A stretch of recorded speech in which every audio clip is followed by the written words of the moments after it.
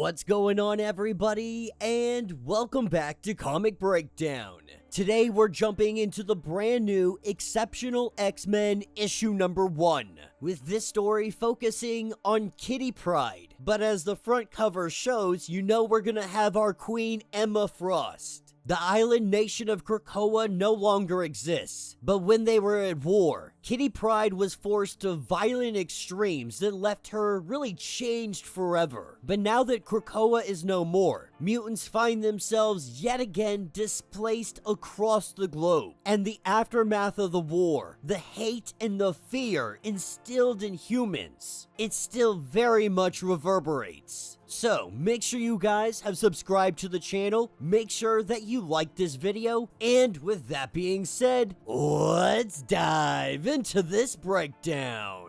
Alright gang, so as we dive into this issue, we pick up with Kitty Pryde working at a bar. She's working at Lulu's Tavern, and for Kitty, she has called many places home, be it Deerfield, Xavier's School for Gifted Youngsters, Krakoa in a sense, the helm of a pirate ship. Wherever she goes, she makes it her home. The X-Men, they were home, but her along with so many other mutants find themselves drifting about. To not think about it much, she keeps busy. But with all the chaos, everything that she has been through, we're seeing that this is kind of a reoccurring thing. A lot of the X-Men find themselves having panic attacks, having anxiety attacks. We've seen this with Cyclops, and now we're seeing it with Kitty Pryde. Because imagine you go from one of the world power nations to everything gone in an instant. You had Magneto out here telling people that they were the new gods. And now the individual low-level mutants are out here by themselves, some of them not even able to hide their mutation. And so having that constant anxiety on top of you, is today the day someone's gonna decide to just take me out because they're afraid of the way that I look?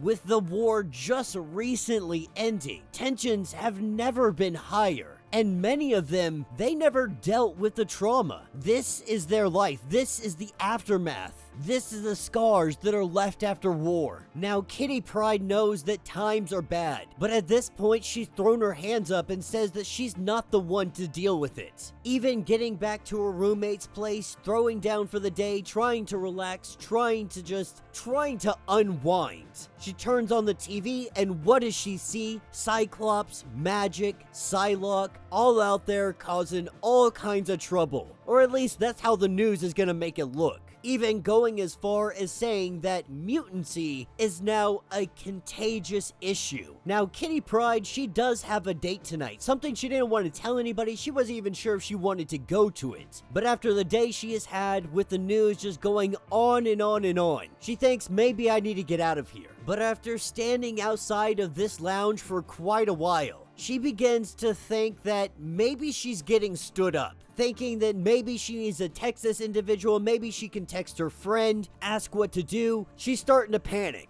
But then she looks around. She looks at the crowd of people that are getting in line. This does not look like a crowd of people her age, eager to get in to see a band that is relatively old, speaking at least in perspective of how old these kids are. This is when she quickly recognizes that she messed up the dates. Her concert is tomorrow night, when she has work. But considering it's her day off, considering that she has to work tomorrow, she figures why not? Why not go in, see what's going on? But as they go to make their way inside, this is where she sees a young girl kind of having issues with the bouncer. A girl by the name of Trista. Really, the bouncer is just being kind of a dick. But when the tensions get too high, we see that Trista is a mutant. Her skin going metallic, and it's almost as if her hair turns into rope, like metallic rope. It's feeling very Colossus Omega Red. But she takes the security guard and she chucks him. Kitty Pryde, she wasn't gonna get involved. But that's when she heard the bang, the fire of a gun, with Kitty Pryde rushing in. The man goes to fire the gun again. Kitty phases them, takes the kid through a wall, and they take off.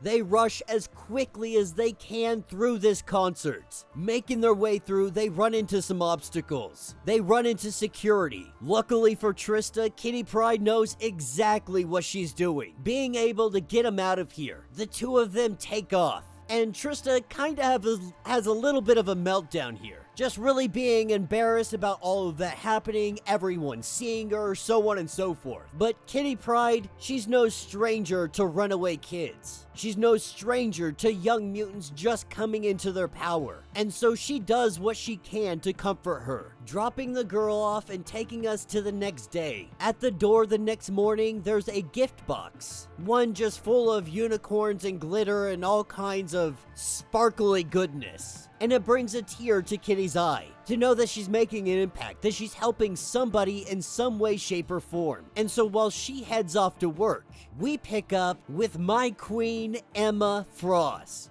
Finding herself so very bored, she begins to scan through, seeing what Banshee's up to, what Storm's up to, Bishop, the whole 9 yards. This is when she hits Kitty Pryde. Getting into her head, Kitty feels a headache.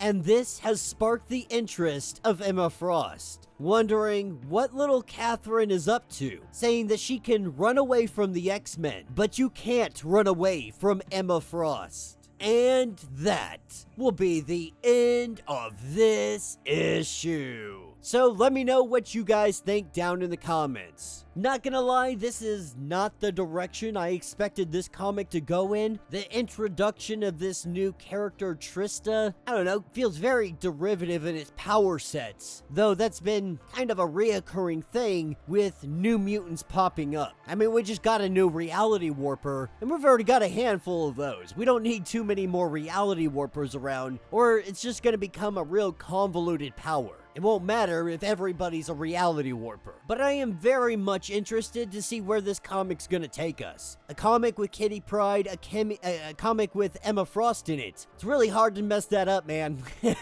Like, those are two dynamite characters that you can use in so many different ways. I mean, we can even bring Emma Frost to not being the hero, if you will, anymore. Bring her back to that, gray area. Though you could argue she was always operating in that gray area, and with Krakoa, that didn't change that much. We did see moments where she really did try to be a leader, though. She really tried to be more for Krakoa. But now she's bored. Now she's got nothing to do. She's got all this money, all this opportunity. So it's going to be interesting to see the games that she wants to play with Kitty Pryde. But let me know what you guys think. Let me know your thoughts. Let me know your theories. If you want to get caught up on everything that is going on with this series, go ahead, check out the link in my description, as well as the top of this video. It's going to get you completely caught up on everything that is going on with this series. If you would like to support the channel, you can always do so by joining the channel membership. Much like Patreon, having multiple different tiers, from $1 to $50, from loyalty badges to comics every single month. Not only are you helping out the channel tremendously, you are getting tons of perks in the process. Now, if you're unable to do this, do me a favor, subscribe to the channel, like this video, hit that notification bell, and with that being said, until the next breakdown.